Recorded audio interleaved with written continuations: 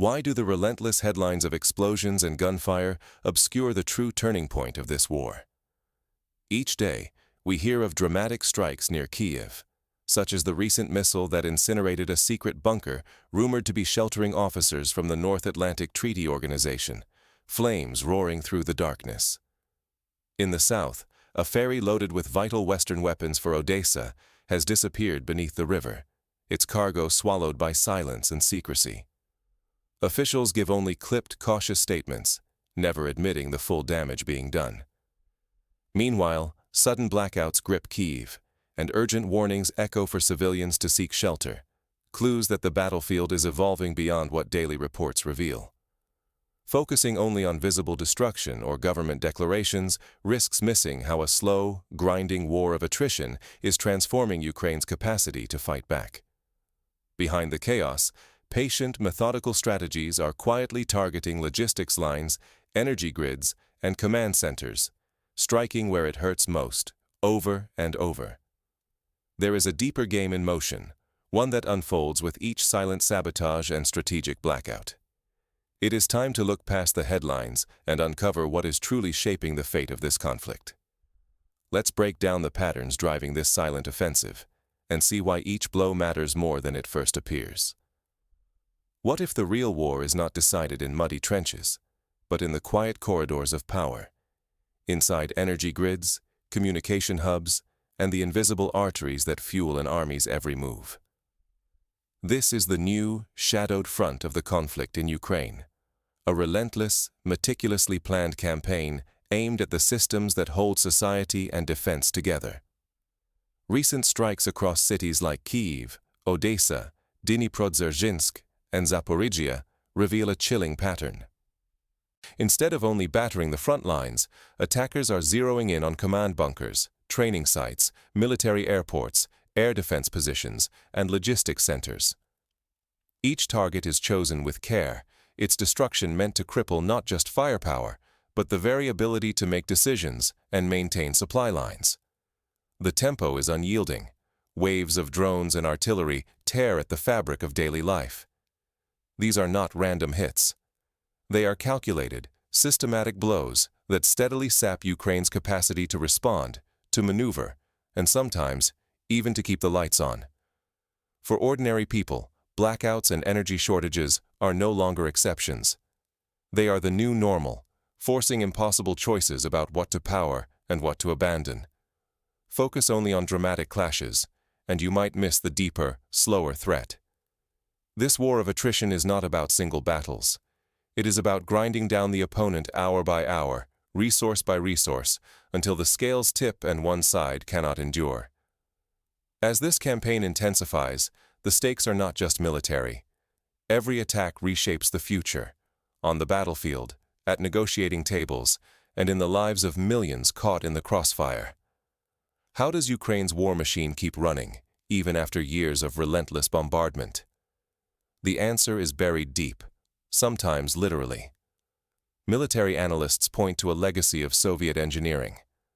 Entire factories and vital assets constructed below ground, shielded by meters of reinforced concrete. Built to endure nuclear war, these subterranean facilities remain staggeringly difficult to destroy, even with the most advanced missiles and drones. When a production line takes a hit, Ukraine's response is swift and almost surgical. Teams strip down damaged workshops, pack up the essentials, and relocate, sometimes reappearing in a new city within mere days. This nimble, almost guerrilla adaptation confounds Russian planners, who struggle to deliver a knockout blow against such a mobile target. But Ukraine's endurance is not just a story of homegrown grit. Western aid, though often delayed and fragmented, continues to arrive. Tanks and armored vehicles are whisked across the border to Poland for repairs, while emergency generators and energy supplies are rerouted from neighboring countries. Supply lines, by truck, rail, and even hidden river barge, constantly shift, dodging Russian surveillance and missile strikes. Inside Ukraine, the defense industry has become a hybrid ecosystem. Aging Soviet-era machinery now runs on a patchwork of Western electronics, imported spare parts, and commercial components sourced from global markets. Some factories operate on a blend of Ukrainian ingenuity and foreign technology, producing weapon systems that are as unpredictable as they are resilient. Yet Russia's strategy is evolving. Rather than betting on single, spectacular strikes, Moscow now wages a campaign of attrition, phased assaults aimed at energy grids, transport hubs, and logistics depots. The objective: slowly choke Ukraine's capacity to move troops, repair gear, and power its war effort. The effects ripple out: blackouts in cities, fuel shortages on the front lines, and snarled supply chains that threaten to grind production to a halt. Misreading this dance of attack and adaptation leads to costly errors. Underestimating Ukraine's capacity for recovery, or overestimating the impact of any one strike, risks not only shaping battlefield outcomes, but also triggering humanitarian crises or skewing future peace talks. But even the most robust systems can fracture. What subtle fissures are beginning to appear? And how might these cracks decide the next stage of the conflict? As pressure mounts, Ukraine's ability to adapt will be tested as never before. The first signs of system strain may offer clues to the war's next dramatic turn. What happens when the invisible machinery that sustains armies, the supply lines, the factories, the power grids, begins to fail, not all at once, but piece by piece? Across Ukraine, the signs are impossible to ignore. Where once drone and weapon production symbolized unbreakable resolve, now assembly lines slow and warehouses stand half-stocked. Supply convoys that once rolled day and night now face delays, as crucial routes weaken under constant strain. The energy grid, battered by wave after wave of missile strikes, teeters on the edge. Not just blackouts, but destruction that could take months or even years to repair. The threat is no longer contained within Ukraine's borders. Russian strikes are pushing outward, targeting logistics hubs far to the west. Ammunition depots, repair workshops, and vital supply convoys, once considered safe, are now within reach. Each successful strike on foreign soil carves away at Ukraine's ability to recover losses and keep the front lines supplied. Energy infrastructure is being systematically dismantled. It is not simply about flickering lights or cold nights. Repeated attacks are crippling transformers, substations, and power plants. The result is a cascade. Factories sputter, trains stand idle, and hospitals scramble to keep operating rooms lit. For millions of civilians, each day brings new uncertainty and hardship. Western support, once the backbone of Ukraine's resistance, is fraying. Deliveries of essential equipment stall at borders, caught in bureaucratic crosswinds. Debates among NATO allies drag on, and even when aid arrives, complex systems often go unmaintained for weeks. Every delay, every piece of missing hardware, costs precious ground. As these pressures compound, the strategic balance shifts. Ukraine's ability to hold the line is being eroded not by dramatic offensives, but by the relentless, targeted destruction of the infrastructure that keeps both army and nation alive. Failing to recognize this slow-motion unraveling risks grave miscalculation. The costs are not theoretical. They shape the choices of commanders and the fates of families alike. The outcome is written not just in battles, but in the silent failure of the machines and networks that make resistance possible. With each passing week, the erosion of Ukraine's infrastructure shifts the tactical and political landscape. The question now is whether adaptation can keep pace with destruction. What does all this mean for anyone observing modern warfare, or for those facing their own daunting challenges in complicated systems? The truth is unsettling. Real success now depends less on sudden, dramatic victories and more on slow, relentless pressure. Modern conflict rewards patience, method, and the discipline to keep pushing forward day after day, not only in moments of crisis, but through steady, almost invisible routines that rarely draw attention. The myth of instant triumphs clouds our judgment.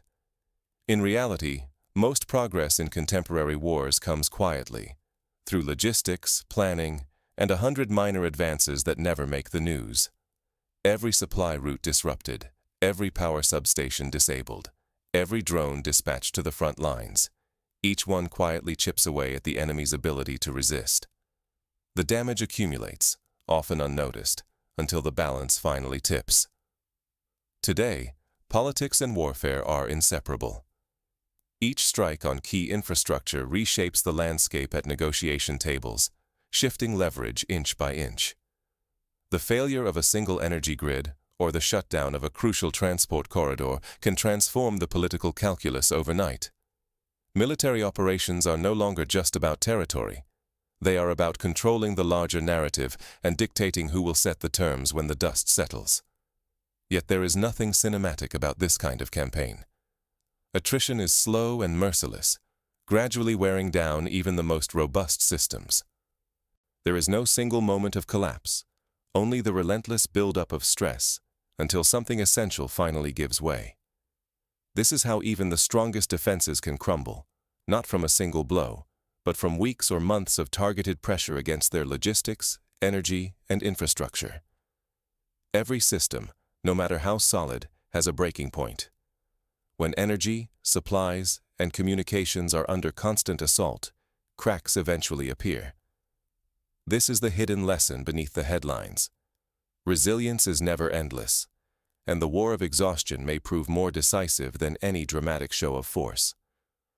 To ignore these truths is to misinterpret not just this war, but any situation where endurance, logistics, and adaptability matter more than one bold move.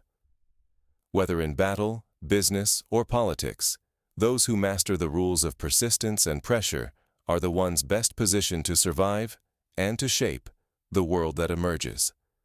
The conflict in Ukraine is a case study in this new kind of warfare.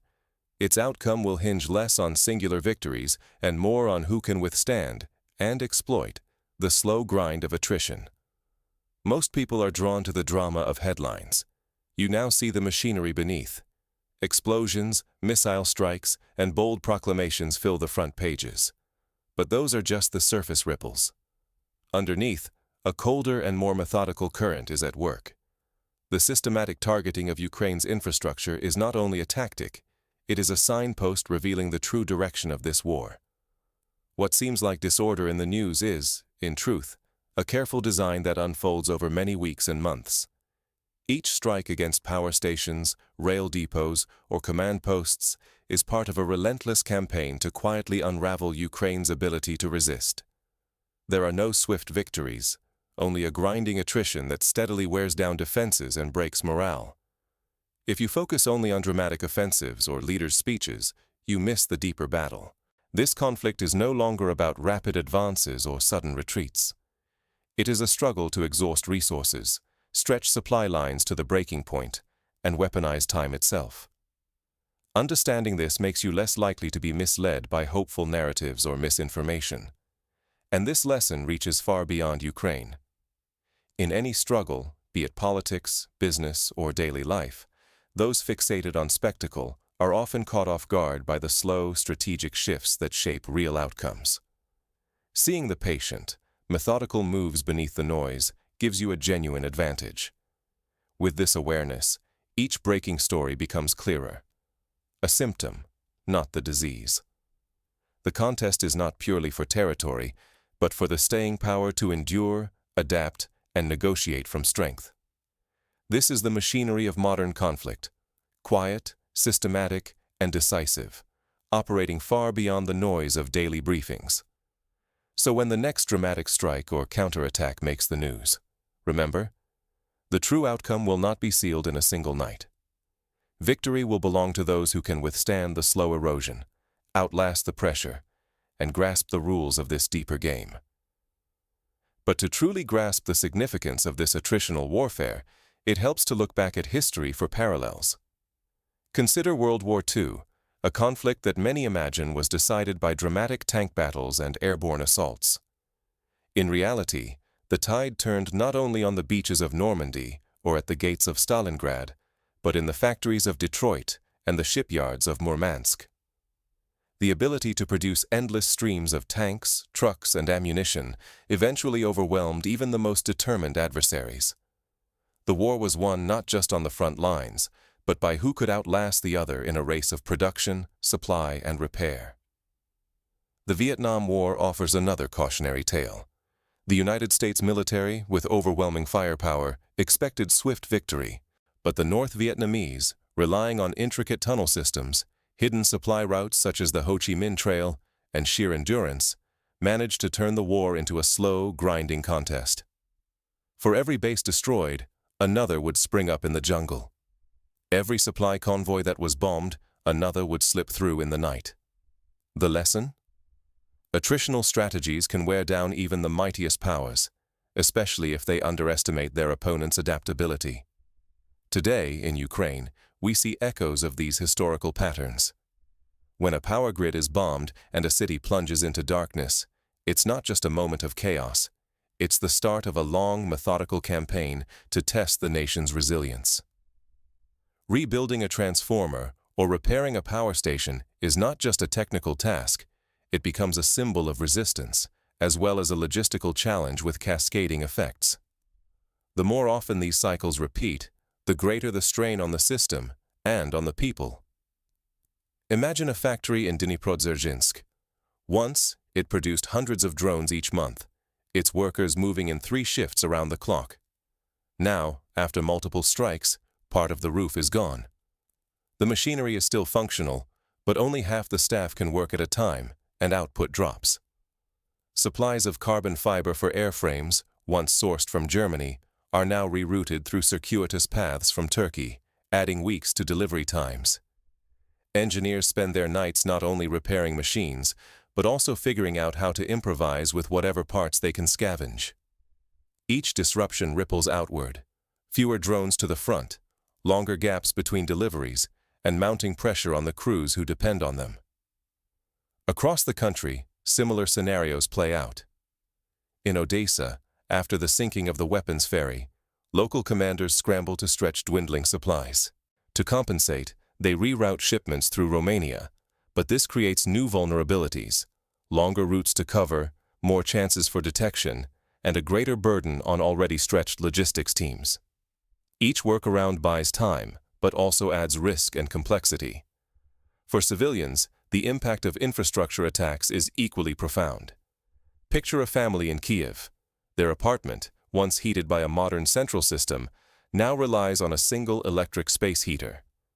When the power goes out for the 3rd night in a row, they face hard choices. Do they use their backup generator to power the refrigerator or to keep the lights on so their children can study?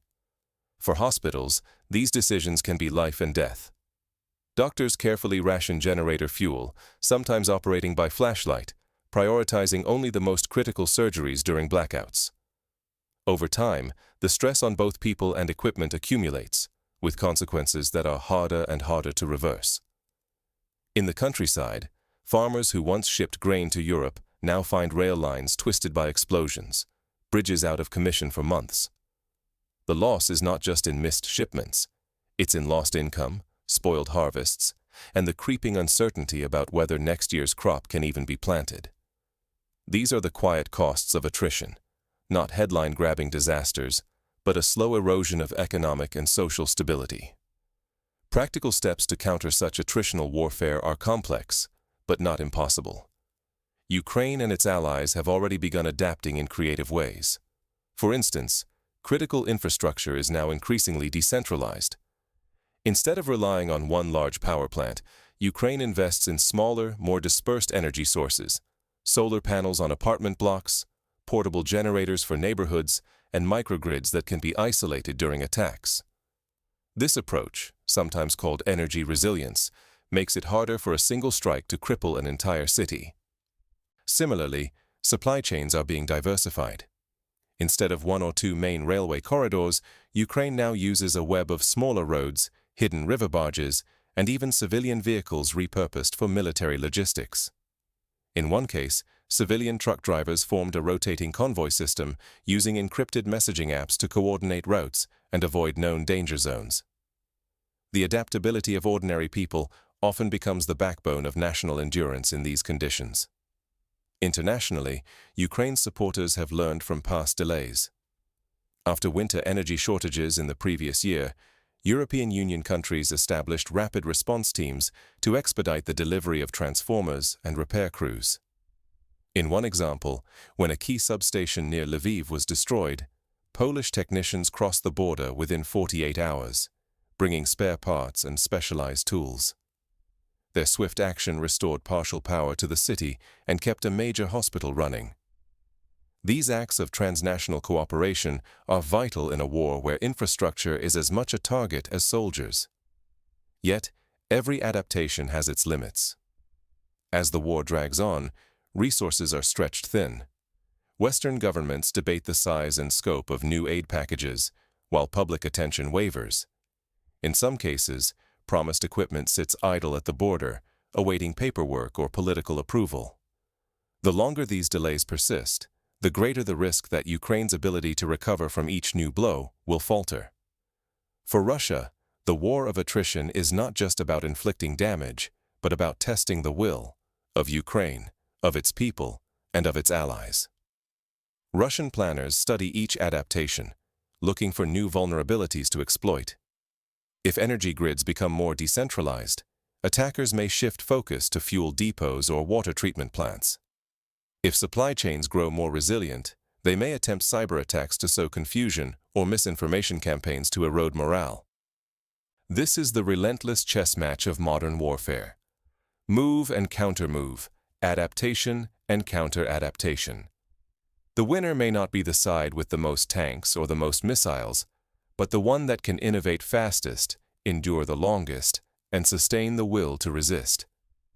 For those watching from afar, it is tempting to treat each explosion or blackout as an isolated event. In reality, these are just pieces of a much larger puzzle. The real story is in the patterns, the slow, almost invisible shifting of advantage from one side to the other. In business, the same principles often apply. Companies that survive economic downturns are rarely those with the flashiest ads or the boldest launches. Instead, they are the ones with robust supply chains, diverse revenue streams, and the discipline to cut costs and innovate when crisis hits. In politics, too, the leaders who endure are those who build coalitions, manage alliances, and are willing to make unglamorous but necessary compromises over time. So, as you follow the news, look for the signals beneath the noise. When you read about a blackout in Kyiv or a disrupted rail line in Odessa, remember that these are not just temporary setbacks. They are tests of systems, of strategies, and of the will to persist. Each side will keep probing, adapting, and pushing, hoping that somewhere, sometime, the other's resilience will finally crack. In the end, the outcome of this war, and of any contest shaped by attrition, will be determined not by a single decisive moment, but by the accumulation of 1,000 small pressures and responses. The machinery of modern conflict is hidden in plain sight, operating quietly beneath the headlines. Those who recognize this reality are better equipped to understand not only this war, but the deeper forces that shape our world.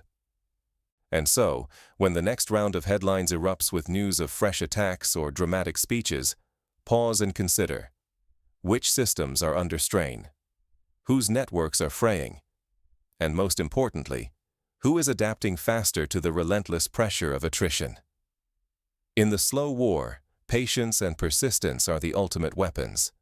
Victory belongs to those who master the grind, who see past the spectacle, and who understand that the real battle is fought and won in the shadows, far from the spotlight, one day at a time.